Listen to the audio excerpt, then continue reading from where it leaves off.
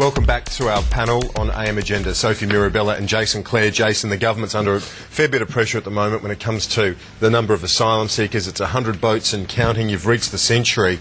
3 asylum seekers escaped detention in Villawood. Things just No, not asylum seekers, different people that were detained at Villawood. Okay, so detainees that had been denied asylum. Well, right? These were Chinese individuals that were at Villawood for a different purpose. They're not people that have arrived at Christmas Island and transferred to the mainland. Oh, okay. Well, thanks for clarifying that. But overall, the system, the detention centre system, the border protection system, is under pressure at the moment, isn't it? I mean, 100 boats and the signs of that flow continuing are everywhere. It's a tough problem. It's easy to run a political scare campaign, but it's harder to fix.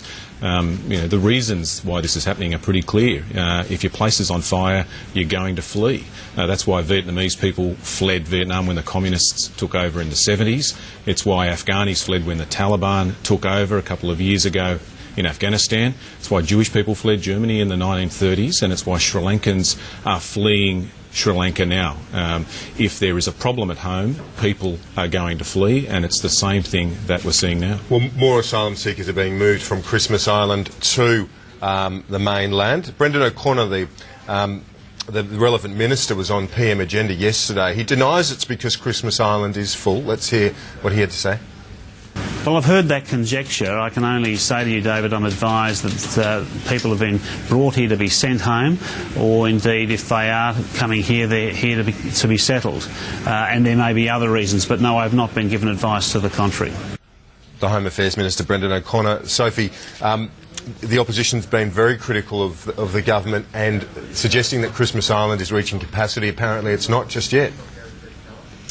Well, I think Jason was a bit disingenuous in his generic description of all illegal arrivals in Australia. The reality is, over the last year, there's been zero increase in the percentage of boats around the world, but Australia has had a 29% increase. That's telling you that since Kevin Rudd sent out the message that we are soft on border protection, the message has gone out loud and clearly to people smugglers to say Australia is an easy place to get into, Australia is a soft touch, and that's why we've seen the record number of boats. In the last financial year, and we still haven't even completed this financial year, it's a record year for the number of boats. In the last month, it's a record month for the number of illegal boats trying to get to Australia. Now we've got them going to Christmas Island, not even being detected, and saying, look, we're here, please process us. This is a problem. It is a serious problem. It is a policy failure of the Labor government, and people are rightly concerned. All of those They don't points have are a solution. Yeah. Okay, Sophie, I'll put those points now to Jason because I think all of them are factual there. The UNHCR numbers show that arrivals are up. Well, the UN said last week that it's consistent with trend. But the numbers, as opposed to the analysis in the report, shows you can't look at this globally, you've got to look at it regionally. Around the corner in Sri Lanka, you've had the end of a civil war. That's why people are fleeing here. Most of them, by the way, have gone to India or Europe. Only a very small proportion of the Sri Lankans have come here.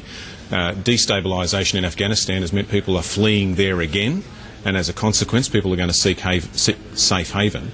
But to put this in context, of all the industrialised countries around the world, we rank 16th. More Afghanis are going to Norway than coming here. So let's put that in perspective. All right, Sophie, how about that point? The fact that the number relatively and by comparison is very, very small, and also in comparison to how many asylum seekers make their bid after arriving by plane. Well, firstly, Afghanistan's not around the corner, Jason. Australia is Sri Lanka. I said Sri Lanka. Let's you be careful also about said that. Afghanistan. No, you also said Afghanistan. Go back to the transcript.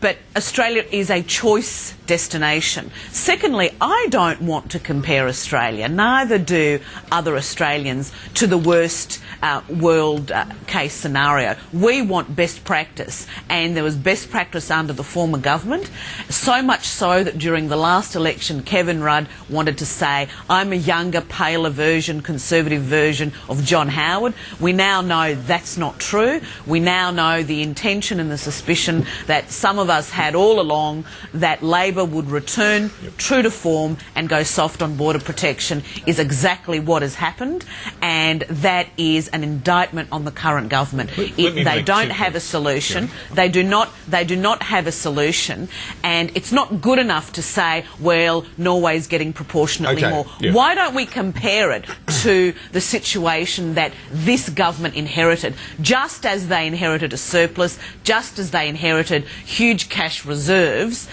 they can't claim they've done better at managing the GFC than countries who went into it with huge debt and economic problems. They inherited a very good immigration system and border protection, and they've mucked it up. We'll just pause there. 2 quick points. We're almost out of time. Okay, 2 quick points. Let's deal with this nonsense that John Howard stopped the boats. It was George Bush that stopped the boats by invading Afghanistan. That's why 3 million Afghanis turned around and went home. That's what stopped the boats. Second, you can see from those comments, it's easy to run a scare campaign, but it's harder to come up with real solutions. Last week the Liberals said the solution to this was floating hotels off the coast of Western Australia. They're going to sail the Fair Star around there and put asylum seekers there. Come up with some real ideas, and then we'll treat you seriously. Okay, I think we've... You fix the problem, mate. You fix the problem that you caused, because Australians are really worried. All right, Sophie, appreciate your time this morning. We're out of time on AM Agenda, and Jason, thanks you as always.